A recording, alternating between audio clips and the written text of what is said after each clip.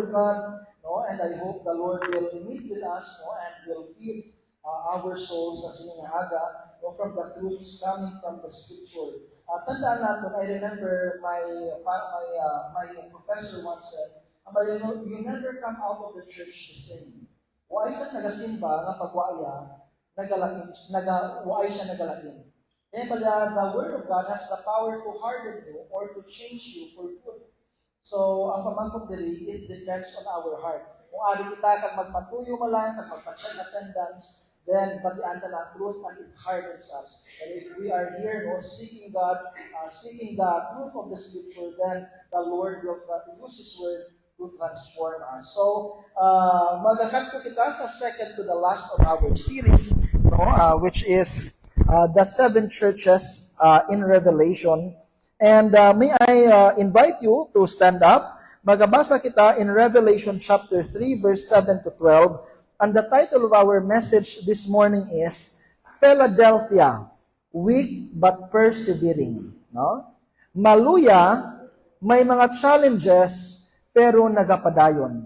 And I hope that is the same way sa aton diri. That will be our testimony individually, no, if we come to the Lord one day. Okay? So, Revelation chapter 3, verse 7 to 12. Ara na, say amen. Ambot kong ari sa aton nga screen, no? Kung waay, please share your Bible sa inyo tupad. Okay? Ako magabasa verse 7, kamo sa verse 8. And to the angel of the church in Philadelphia, write these things, saith he that is holy, he that is true, he that had the key of David, he that openeth and no man shutteth, and shutteth and no man openeth.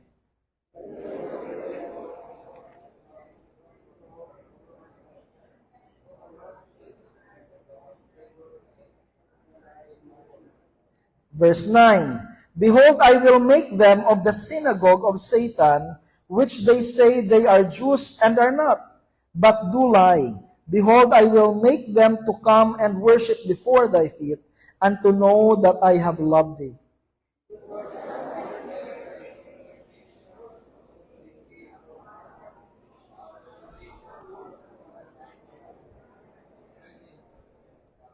Verse 11, Behold, I come quickly, hold that fast that which thou hast, that no man take thy crown. Verse 12,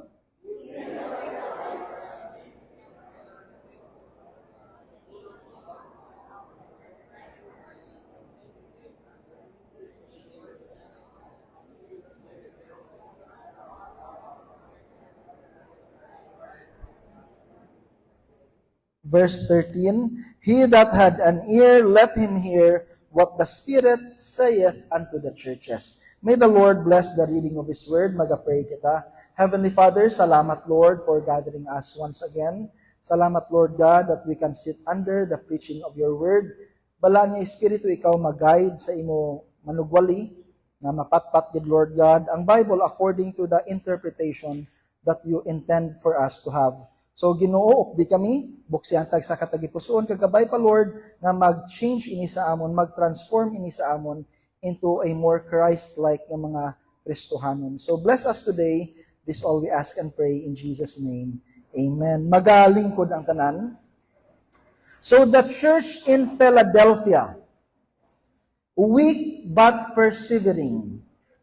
Sang 2004, there was a photographer nga ang ngalan niya si Tim Dominic. Dito sa South Carolina, may ato dito nga cross-country race. May paindis-indis dalagan, maghambal ka cross-country, that is a 5-kilometer nga race na normally matapos siya for 15 minutes kung nadasig ka or dasig imo nga dalagan. Pero sa sina nga time, may ara isa ka may cerebral palsy. Ambot si sino kakita sang may cerebral palsy? No? Ang ngalan niya si Ben Bowman. But silingon nagatilig aning mga muscle ya, hindi ini normal lang iya paglakat, no?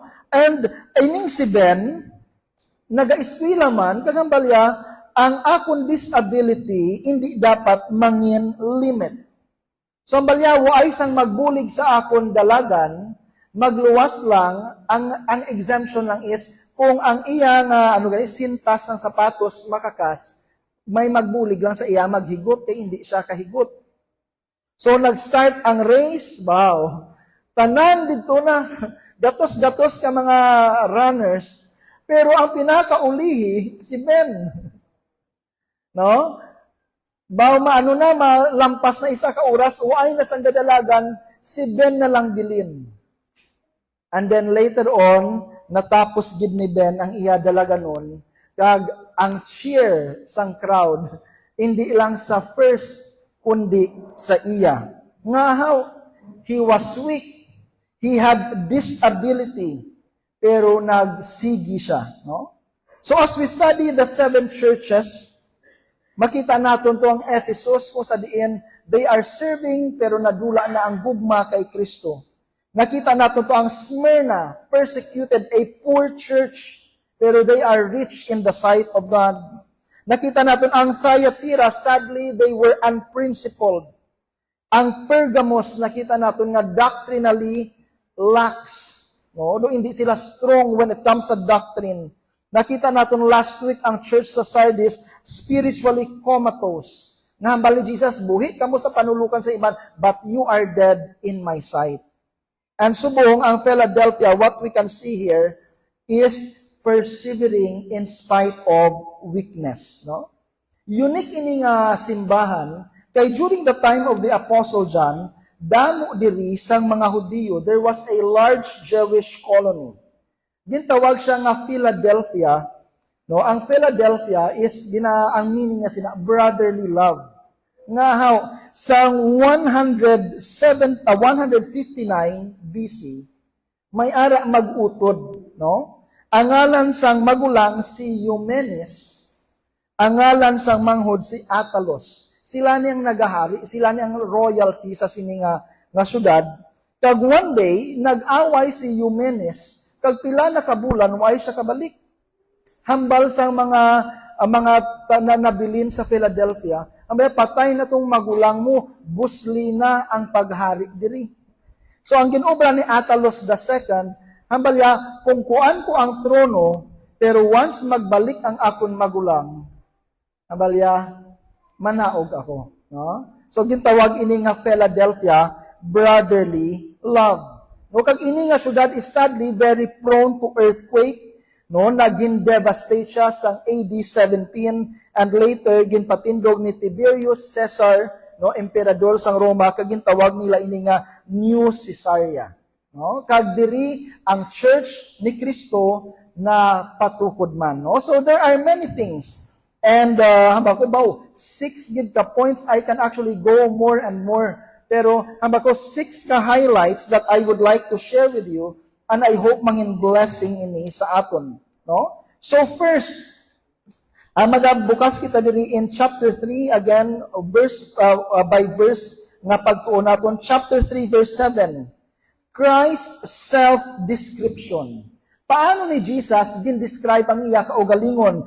The authority behind the message, si Kristo. So paano ni Jesus gin-describe ang iya kaugalingon? And as Christians, dapat makilala ta si Kristo according sa iya description. The way He described Himself. Kadamo subong sang Christ sa mga Muslim may ara nga si Kristo nga prophet. Sa mga Aryans or sa iglesia ni Kristo, si Kristo tao. But how did the Bible, how did Jesus describe Himself here? No? Before Jesus addressed their weakness, Christ clearly defined Himself. Verse 7, unto the angel, no? Again, kung basa natin ang Revelation chapter 1, ang angel is pastor, the leader of the church in Philadelphia, write, these things saith he that is holy. No? He that is holy, the Greek word is hagios. Ang bot silingon sini, Jesus is morally clean. But He is not just morally clean, but ang word nga hagios in the Greek is, He is set apart as God Himself. Another meaning niya is, possessor of divine authority. No? So, amo na si Kristo, amo nang nagpadala sa ila sang mensahe. Hindi lang siya balaan no, set apart as God Himself. Hindi na siya possessor sang divine authority, pero ano pag dito sa verse 7? How did Jesus describe Himself? He that is holy, He that is true. Ang word dito is alethenos.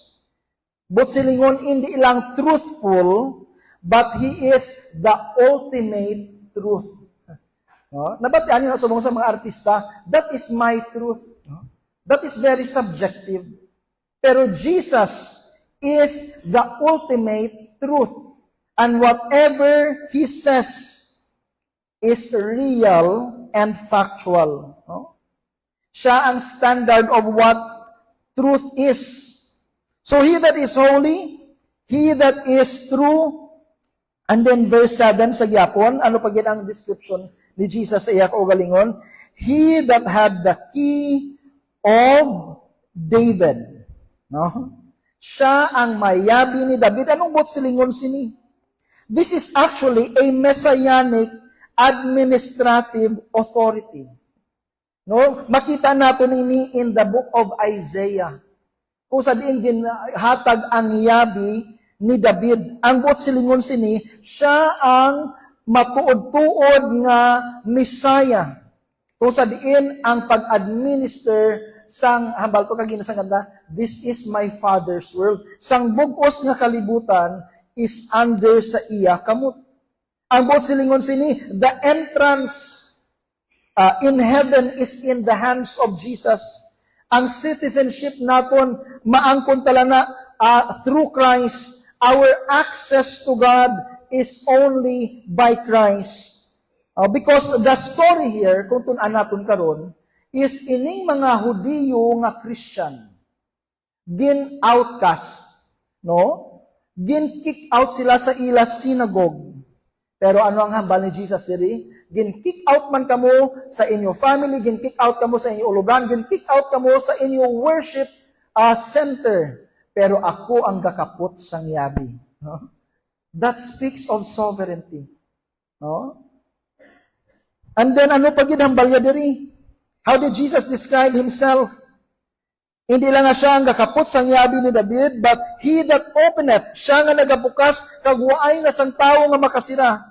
Kag siya man magsira, waay na sang tawo nga makabukas. Anong bot silingon sini? He has this perfect authority. Waay sang rabbi, waay sang council, waay sang cultural system, waay sang social boycott nga magsira nga hindi ni Kristo mabuksan. So this is the Christ that we worship. This is the Jesus that we serve. No? So this is the self-description of Christ. Number 2 na. Amen? Anom ni. Number 2, the mission in weakness. Sa verse 8, no? May mission ining mga Christians. Ako sila sa Philadelphia. They are weak, but yet they have a mission. Hambal niya diri sa verse 8, I know thy works. And, hambal niya, behold, I have set before thee an open door. Anong put silingon sini? Mga Christian sa Philadelphia, hambal ni Jesus, balaan kong inyo nga obra dira, nga ginahimo. Gani, gintagaan ko kamo sang bukas nga gawang. Ano diri akong, again, no, namigid kung padalman mo bilang scripture, sa Greek, this is perfect tense. Present perfect tense. Anong butya silingon? A door already open, but still standing open. Ang baya, bukas, ginbuksan ko ang petan, kaya sa subong, bukas ina. Anong but silingon sini? Hindi ning langit ginbuksan sa Diyos, but the gospel opportunity. Ang bali dila sa Philadelphia ginbuksan ko ang gospel opportunity. No? Philadelphia was founded. Ari pa gid ang unique ko. Ini nga syudad. Gin-start siya actually dito sa Asia Minor, sa Turkey, kay dibla ang Greek is sa Europe. Pero in order na mapalaganap nila ang Hellenistic culture or ang Greek culture, gin-start nila ang Philadelphia para sa East. Dito sa Asia, maglapta ang Greek or Hellenistic na culture. Pero hambali Jesus, kamo naman dira ginbutang ko, hindi magpalapta sang Hellenistic na culture, but magpalapta sang ginharian sang Dios. No? Christ uses them, open the door so that the kingdom message will spread. And then verse 8, hambali diri pagid. Hindi lang may opportunity kamo to do the gospel work. Verse 8, for thou hast a little strength, but sadly, ang inyo kusog is gamay. Ang Greek word is mikran dunamin. Mikran, dira naghalin ang word nga micros, small. Dunamin, anong dira naghalin ang word nga dynamite. No? So a small strength, this is not a spiritual weakness, but they have very limited influence. Gamay lang ang ilang numbers. Why sila sang power base. Pero ari pagido sa verse 8, ang nami diri, may opportunity. Gamay ang ila kusog, pero ari diri hambali sa verse 8. Behold, verse 8, no man can shut it, for thou hast a little strength, and hast kept my word, and has not denied my name. Pero ariyo, gamay lang tod kamo, gamay ang inyo kusog, pero gintipigan niyo ang akon pulong. And I hope as Christian, amo man kita, we treasure the Word of God. Kaya ginamay young people, kita nga nag-testimony sa amon Sunday school. Ang bayano, when she met the Lord, no, nadalaya iyan ang nanay sa church. Ang bayasang una, why ako ga church? I don't even read my Bible, pero subong, no, the Lord is working on me, no, nagahatag siya thirst. Ining mga Christian diri, gamay lang sila, pero gintipigan nila ang pulong sa Diyos and has not denied my name. Wow. Why nila ginpanginuwala? Sometimes it's easy for us. Nadamdaman ko si Pastor John Narvaez. Ang bayasang una may nakita siya nga Christian, nahuya mag-pray sa restaurant. So kaysa mahulog sa kwarta, kunabi puluto niya, pero ga-pray. Kaya nahuya ma-identify.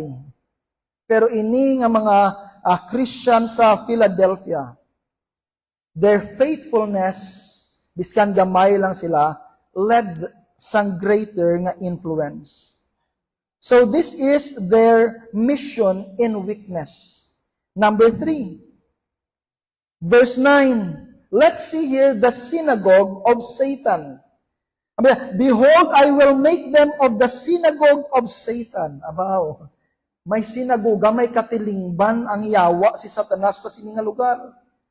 This is not actually ang ila kontra emperor worship. It's not even pagan immorality, but ang reality, mga Hudiyo nga kontra sa mga Christian nga Hudiyo. No? Nadumduman nyo sa Acts chapter 13, si Paul kag si Barnabas nag-preach. And ano ang ilang number one nga naga-oppose sa ila? It's the synagogue of the Jews. No, sang ara si Paul, I believe, sa Iconium in chapter 14, verse 5 and 19. Gindakop siya sa mga Hudiyo nga hindi magpati kay Jesus. Ginhaboy sa sagwa sang gate, ginhaboy sang bato, ang binila patay na. Hindi lang yung isa kabilog, bato, kag nagbukol ang ulo ni Paul, but they left him for dead. No? These Jews were antagonistic towards the church. Kag ang greatest weapon sang sining mga Hudiyo, if we study history carefully, if we study this passage carefully, is i-kick out ang mga Christians sa synagogue. But silingon, nga i-cut out sila sa ila nga Jewish nga identity. Kag remember, sang unang culture is very tight. No? Sang una, waay na sila daan country. No? Na-disperse na sila. So, ang ila na lang nga apin is ang pariyo nila nga mga Hudiyo. And this network of Jewish individuals was very close.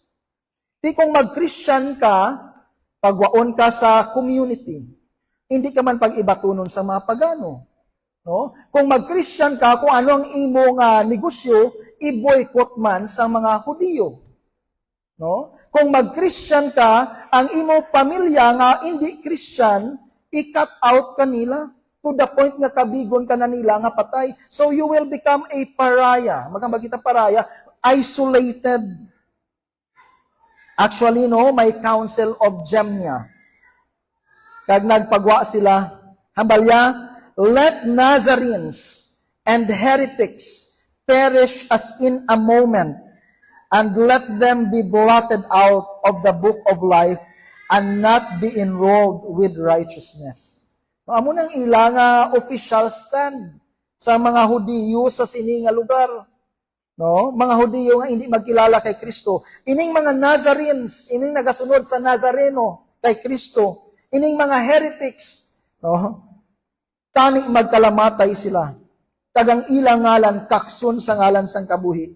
Kag hindi na ma-enroll sa mga matarong. This was AD 90. No, these Christians were no longer allowed to do business with the Jews. This is a kiss of death sa ila business, sa ila family life, no, sa ilang culture. Hambal din sa verse 9, hambal nila mga Hudiyo sila. But the Bible says, Jesus said, they are not. Kaya ang Jew, ang meaning sang Jew is praise of God. Or mga tao nga naghahatag himaya sa Diyos. Pero if we read, no, ang ning mga Hudiyo nga nag-reject sa kay Kristo. Hambal sang Romans chapter 2 verse 28, for he is not a Jew, which is one outwardly. Neither is that circumcision which is outward in the flesh. But he is a Jew which is one inwardly, and circumcision is that of the heart, in the spirit, and not in the letter, whose praise is not of man, but of God. No? I remember a pastor, tunin nyo ba lang mga persecuted Christians?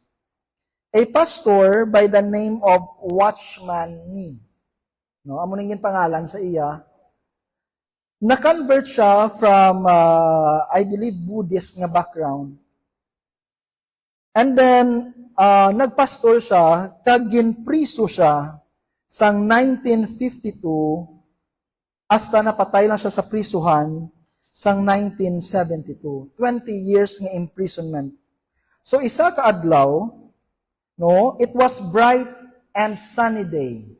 Gasing kalang adlaw, but at the same time, it was winter. Ambot kung si sino nakakadto sa lugar nga may snow. Tandaan natin, ang winter is tugnaw-tugnaw na.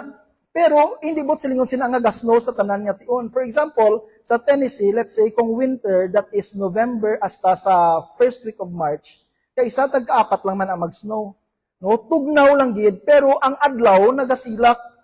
No? So, sang araw siya sa prisuhan, gindakop siya liwat sa mga guard. Kaya ginapa-confess, i-deny mo si Jesus, kag itudlo mo kung diin pagid ang mga underground churches. So, hindi gid si Watchman ni magsugid. Kaya damo-damo siya na start thousands of churches nga underground. So, they took off all his clothes, ginpaubahan siya. They stretched him out and spread like an eagle. Ginhigtan iya kamot, duwaya ka kamot, ginamuni, kagpati ang iya nga duwa ka tiil. Ginhigot siya sa punta, kag sa punta, kag ginpabayan siya sa elements, hours after hours. Ining mga guards nagakinadlaw, no, natam-an siya ka luto sang init, but at the same time, natam-an man siya ka tugnaw. Hambalya gani sa iya nga test nga biography, I could not discern if I was freezing or burning. So, hindi na ko kaintindi kung do maayos ako or do nagakasunog ako. Pero hambalya pagid sang asang book, no, that recorded this account, but he assured himself that this could be what hell is like. Abaya, matsyag ko, do base amo ni guro ang feeling kung ara ka sa impyerno. But thank you, Jesus, that I will never experience the frigid cold and outer darkness or the hot burning hell. No? Pero abaya ka pasalamat, amuning naantos ko subong, pero salamat gyapon kay Jesus, kaya ang eternity ko is secured. After 4 ka oras, no, sa sininga torture, may nagwa, 2 ka soldado, doon naluoy na gid sa iya, No, gintagaan siya sang blanket, gintagaan siya sang tubig, no? And then later on, nakita naman siya sa mga soldado, gindakop naman sang lain nga soldiers, gindakop naman ginbutang naman dito sa elements, no? For pila naman ka oras. Pero waay gid nagrecant si watchman ni, no? And napatay siya sa prisuhan, still faithful in serving God, no?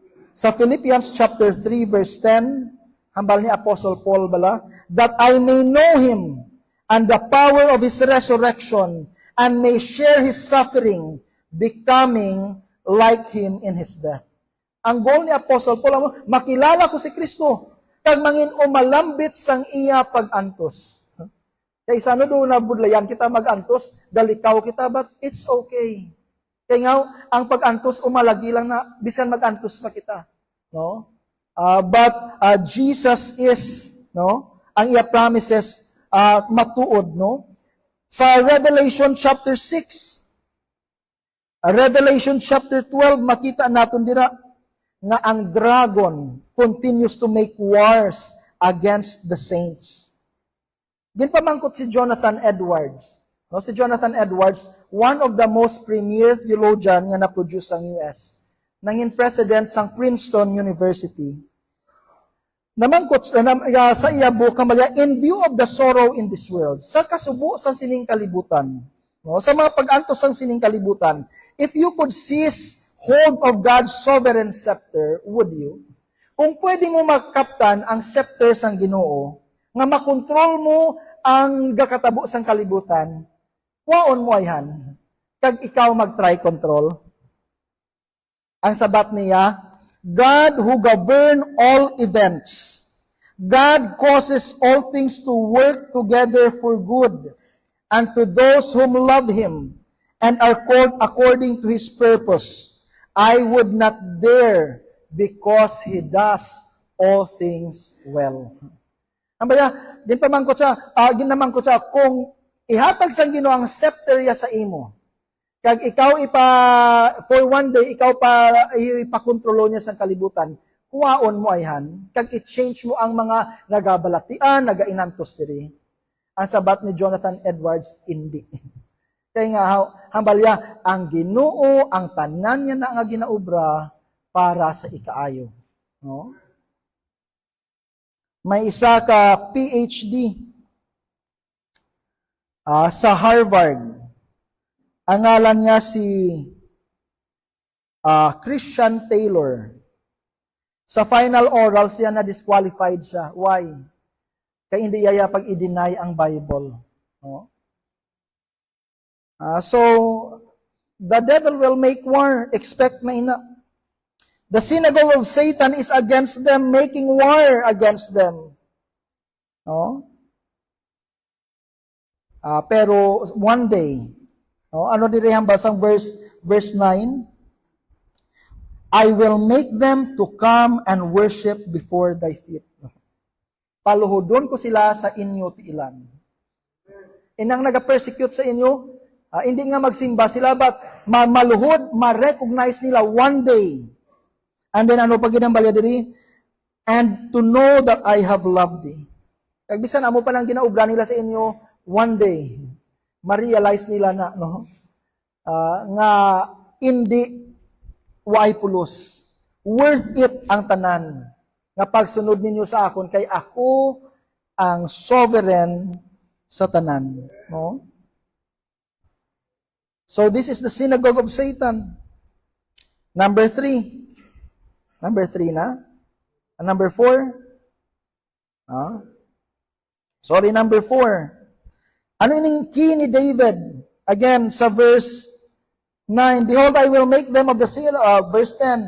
Because thou hast kept the word of my patience, I will also keep thee from the hour of temptation. There is a two-way keeping. Ginatawag ini nga covenant reciprocity.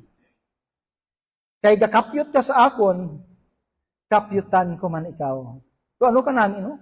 Nga the more we cling to Christ, the more ang iya nga kamutman tipig sa aton. No, amo na hambal ang Psalms, under the shadow of your wings. Sa idalom sang pakpak, no, sa idalom sang imo nga mga pakpak. They keep on holding, and Jesus keeps them. Ano din hambalya diri, no?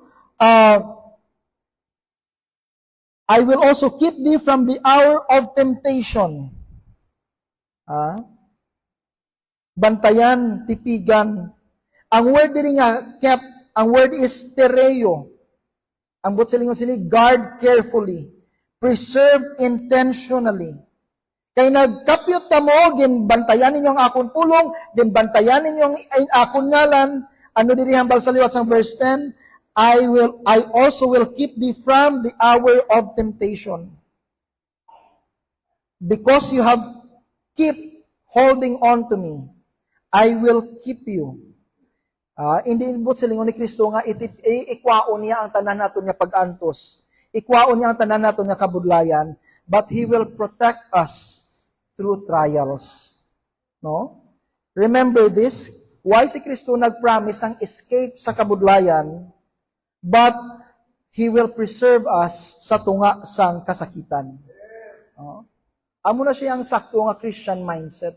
Hindi kita, nagsunod ko kay Jesus, dapat ano na tanan, bed of roses? No. Hambal ni Jesus, kapyot man kamo sa akon, kay kapyutan ko gyapon kamo. Hindi ko kamo pagkakwaon dira, no? Pero maagi man kamo sa kabudlayan, pero upod niyo ako. Okay? Verse 11, second to the last. Behold, I come quickly.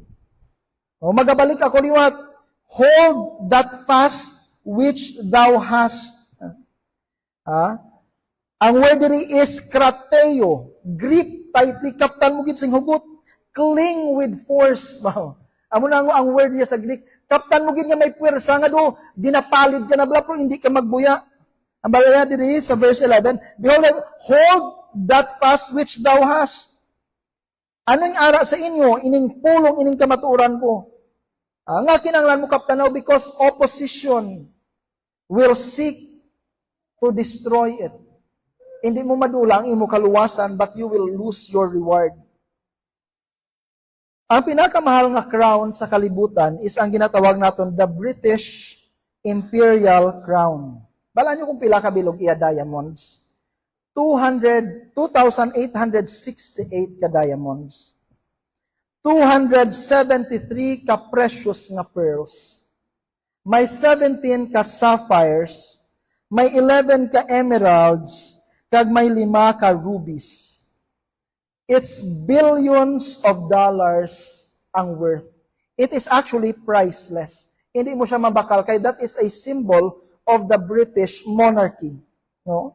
Kag kung ana na sa imo, but you have access to all earthly pleasure. No, natipig-tipigan gid na. Pero ang ari sa aton mas sobra pa. Kag dapat kapyutan tagid. No? May isa ka pastor naghambal, many sell their eternal inheritance for a bowl of salty stew. Madamo sang mga katawhan, mga Christians, dinabaligya lang nila ang ila eternal nga palanoblion sa sabaw nga miswa nga mapait, maalat. Ano bot silingon?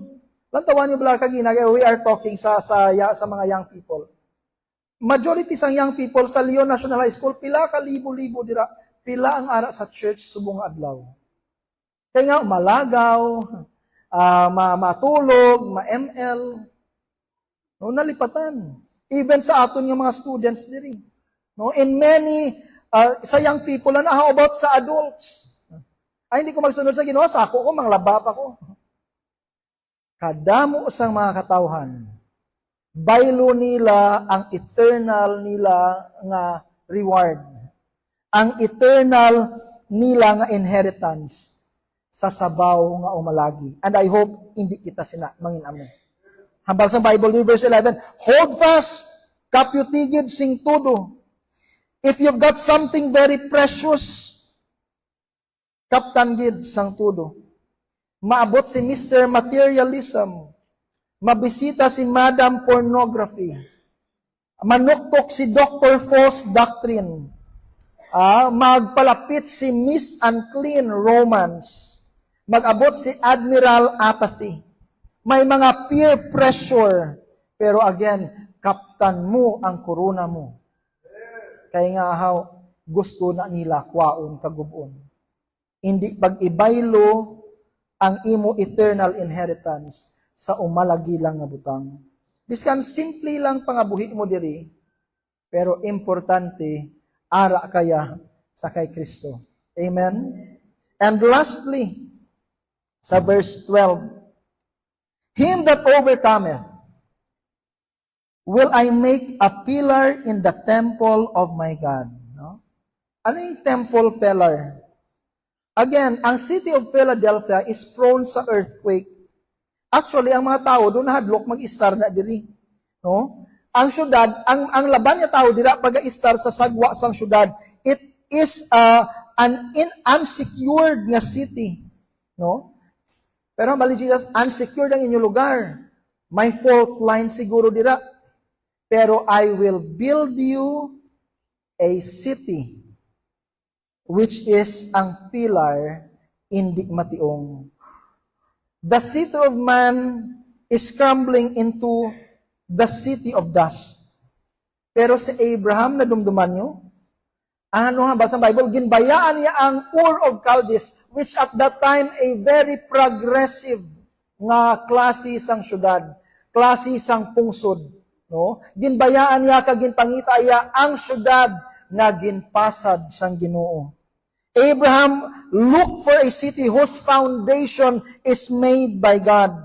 Habang sa Psalm chapter 27 verse 4, one thing I have desired of the Lord, that I will seek after, nga makapuyo ako sa balay sang Ginoo sa bugos ko nga kabuhi.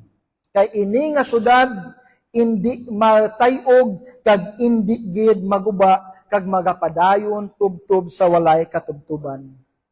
So the question here is, siguro may mga weakness, may weakness din kita, no? But keep on holding. Because what you will find is a city that is made by God. A city whose foundation is made by God. You may have a little strength. Basi kasubong ikaw kay Ben Coleman, no? Coleman. Ano ka na, may cerebral palsy, disabled ka, but padayon lang. Because the elder brother Jesus, ang aton, ang friend, that is closer than a brother. Ang imo, ang persona kung sa diin, gintawag ikaw, kag gin-adapt ikaw sa family sang Diyos. Ang manluluwas sang kalibutan, no, ang Diyos sang mga Diyos, ang hari sang mga hari, biskan maluya ikaw, magpadayon ka lang, kay nakita ya ikaw. No? Last nga quote diri nga nakita ko in line with this, sambalya, rest the full weight of your soul in your elder brother, Jesus Christ. Ang bugos mo nga kabugatan sa imo kalag, isandig mo sa kay Kristo Jesus. And though you feel weak, and you feel crippled, and you have little strength. Bisan batsagan mo nga luya ka, matsyag mo do crippled ka, kagwaay ka sang kusog, nagahambal si Kristo. I'll get you home, you keep holding on, and I will hold you. Kaput ka lang, kay kaptan ko ikaw, and I will get you into the celestial city, and you will be safe for eternity. Kaput ka lang, kay kaptan ko ikaw, kagdalon ko ikaw sa sinang syudad, kung sa diin mangin safe ikaw sa walay katubtuban. Kabay pa, Kristohanon, masapwan kita na nagakapot kay Kristo Jesus. Napangabaytanan sa pagduko sang aton mga ulo, piyong sang aton mga mata.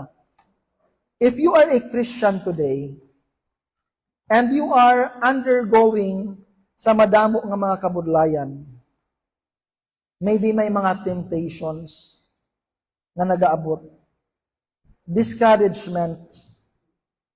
Ano ang aton tendency? Nga magpalayo sa Diyos or magpalapit sa Ginoo? Ask yourself that question today. Kung magpalayo kita sa Ginoo, ginpalayuan naton siya nga makabulig gid sa aton. But it takes faith. It takes patience. No, it takes trust sa saad ni Kristo. So kung dumaluya ikaw, just keep on holding. Kung may mga doubts ikaw, kapyot lang. Hindi magbulag. Kay dalon ka gid ni Kristo sa kadalagan kag sa kapahuwayan. And maybe kung ikaw uncertain pa sang imo future, remember this, Jesus can determine sang imo future. Masapwan mo lang ang kadalagan if you are in Christ. So again, hindi sa religion, hindi sa aton maayong buhat or righteousness, but sa hinimuan ni Kristo for us. Why don't you trust Christ kung why ka pakasalig sa iya? Why don't you get right with God by trusting Jesus, by following Jesus? Talik di ang kalibutan, saligi si Kristo, itugyan imo kabuhi sa iya, kag sunda siya. Kaya siya nagsaad, if you believe, if you receive, do ka simple, no? But that is the formula. It is by grace that we are saved through faith, not of our works. So Jesus is offering you forgiveness kung waay ka pa nakaangkon sina. And Jesus wants you to go and come to Him. Kaya kung ikaw, Christian, damo kaluyahon mo, kapyot lang, kapyoti ang saad niya, salig lang sa gyapon, and Jesus will be there, upod nimo. If God is with us, who can be against us? Kung upod mo si Kristo, waay sang makatindog, batok sa imo. This is the promise of the Lord, and therefore, it will be true and it will come to pass. Mag-pray kita, Heavenly Father, salamat gid for this morning. Thank you, O Lord, nga maka-rely kami sa imo. Salamat gid Ginoo nga ining kalibutan ang foundation sini is naga-shift matayog. But if you are the foundation of our life, we are on a foundation that cannot be moved. We are on the foundation who will stood the test of time. So kabay pa Lord sa victory, ikaw gid ang amon pundasyon sang amon kabuhi. Kabay pa Lord sa imo mga pulong kami magsandig, sa imo mga saad kami magkapyot. Help us Lord to be found faithful. Kag help us Lord to realize in times of weakness, in times of hardships, in times of suffering, may mga purpose ikaw sini. And help us, Lord, to draw more closer to you sa tion sa mga temptations. So, Lord, kung may ari pa diri nga waay pa nangin right sa imo, amay, because they have not fully given themselves to Jesus. Waay nila panasaligan bugko si Kristo, waay nila ginbaton si Kristo, kabay pa, may today be the day that they will open their hearts, that they will repent of their sins, and trust the Lord Jesus Christ to be the Savior and the Master of their lives. Balaan niya Espiritu, plant your words sa katagipusoon. Kagabay pa Lord, magbunga ini for our spiritual fruitfulness. Tanan ini, ginapasalamatan namon, kaginabalik, kaginatugyan, in the mighty name of our wonderful and almighty Savior, the Lord Jesus Christ. Amen. Okay, no, so thank you, Gid, and